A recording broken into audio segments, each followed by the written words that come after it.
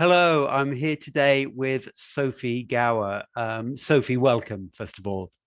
Thank you, William. It's good to see you. Sophie is an English language teacher and she's been volunteering with Refugee Support Devon here in the Southwest and teaching English to beginner refugees. And she's very kindly agreed to give us some words of advice on what it's like stepping into the classroom for the first time or meeting refugees for the first time. So thank you very much, Sophie. Just let me ask you to go back a little way and before your very first class teaching English to refugees, how did you feel? Um, I'll be honest. First, I felt incredibly excited. I love getting to know new people from different countries and finding out about different parts of the world and knowing that we can just do that in a few miles from our home. It's incredibly exciting that a world of people are in our country. So I feel really excited. But at the same time, I have a certain sense of trepidation. I think that's mainly about language. I want to make sure I know what kind of language I can use, what will be understandable, whether I need to sort of tone down my vocabulary if they're very beginner or start using visual aids. And I'm really keen to very quickly get a sense of how I can communicate really well and clearly with them. That's really good. That's helpful, isn't it? It could be really nerve-wracking going in for the first time. That sense of trepidation. I was going to say, so how do you prepare? What do you do practically? Well, it sounds silly, but I think I'm thinking in my head, just keep smiling, just smile. And also I'm thinking, don't give up. If they don't understand my first interaction, hello, what's your name?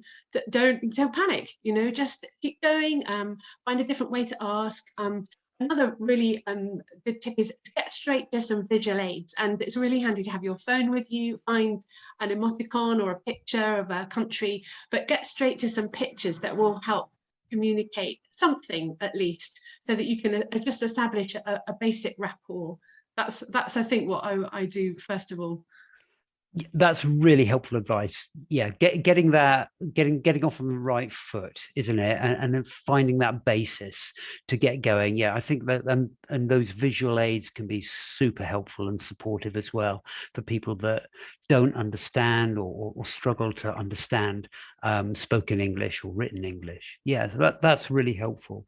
Um, Now, imagine I'm not a qualified English teacher, but I'm got a refugee coming to live in my house, or I'm going to volunteer with a local group that's supporting refugees that are at very low levels of English. What piece of advice would you give to somebody in my situation or in that situation?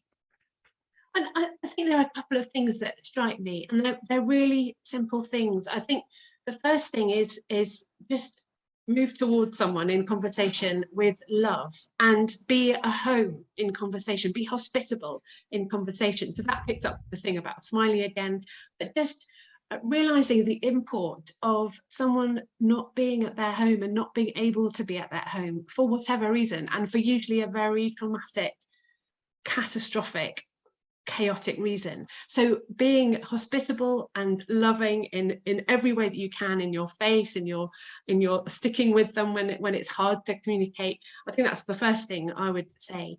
And the second thing is also really simple, is keep on getting to know them as far as you can. Here is another human being in the world. We are all the same in this.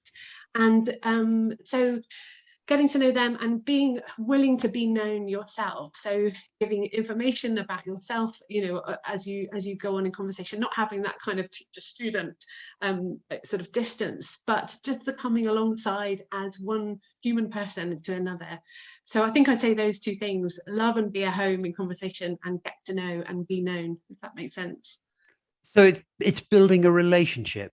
Is that what you're Yeah, saying? being personal, Mm, yeah. yeah, and I guess how much of ourselves should we share? I think you've spoken really well on what we could maybe step into their world, find out maybe what interests them and that kind of thing. How much of our lives do you think we should be able to share with them? Yeah, that's a good question. And I don't mean, pour out your heart about everything, but just of going at the same sort of parallel level. So that's a really good example you just gave there. What are your interests or sporting interests, what you like on TV. So in order to help language acquisition, you might share in a normal language lesson, you share a structure to help them see what they need to say. So, I love swimming gives them the model I love, and then they can put their own ing words on the end. So that's the extent to which you're sharing. I mean, obviously, as you build relationship, which will help with the teaching, then you can go a bit further, and each of you can grow in that relationship of knowing and being known. And I think all of that helps the language acquisition as well. Yeah, I hope that makes some sense. Yeah, that's brilliant. Thank you. Yeah, that's great. Um, okay, so we're building the relationship. We're going along. We're having some progress. We're having some challenges. It's never a smooth path, is it? But I guess, how do you help someone who may be having a struggle with their emotions and feelings? You've mentioned people coming from chaotic, catastrophic backgrounds, potentially having experienced considerable trauma. Um, what can we do to help them in terms of language to express some of that? And indeed, is that actually appropriate in our English language relationship with them, would you say? Yeah, these are great questions, and it depends on lots of things. So the context in which you're meeting them is quite important. If it's a sort of formal language lesson, then it wouldn't be appropriate, I would think, to go straight to them describing their home situation. It's likely to be war torn or other kind of really difficult circumstances. So in a formal context where they think they're coming to learn English, then do learning English together, do English.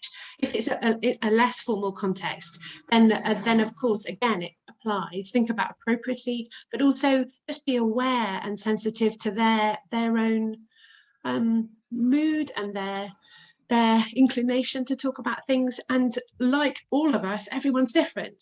Some people will just want to pour out all that's happened. Some people will be so angry and just longing to just rant and rave with words, but of course be limited by vocabulary. So definitely, I think it's just to be really sensitive about what people are ready and willing to do. A guy I met a few weeks ago was really wanted to show us photos of a ruined building that had been bombed at his home, where I think his brother was still living there, and they were hiding things. And he just wanted to just go through these dozens of photos. But I think you also asked, William, didn't you, about a language? I think one of the things that I've been interested in doing is teaching feelings vocabulary and how we talk about feeling sad or feeling angry or whatever it is. And then that can gently give people a few basic stepping stones to access feelings and communicate them in a second language if they want to. That's so helpful. Thank you so much. That's really, really brilliant. Okay, thank you for your time. Before we go today, I've got one more question for you. What would you say has been your greatest joy, your greatest encouragement that you've seen in teaching the refugees this year? Oh, wow. That is a difficult question, because honestly, I love being with people and getting to know them. So I love the bits before and after class when we sit down and you have an unexpected conversation about something. Actually, I loved it when that guy showed me photos. I loved chatting to a Ukrainian woman last week, and just she suddenly flipped into being passionate about all that was going on politically, and just had this flood of language come out, English language, even though I saw that she'd been quite restricted and not totally correct grammatically and cautious in our normal conversation, but suddenly a flood. So it's those bits of time, beginning and ends of lessons, that I really enjoy, when you just really get a feel for one another's passions and interests. Oh, thank you so much. That's really encouraging. Sophie, really appreciate your time today. It's been fantastic chatting with you. Thank you again. Thank you, William.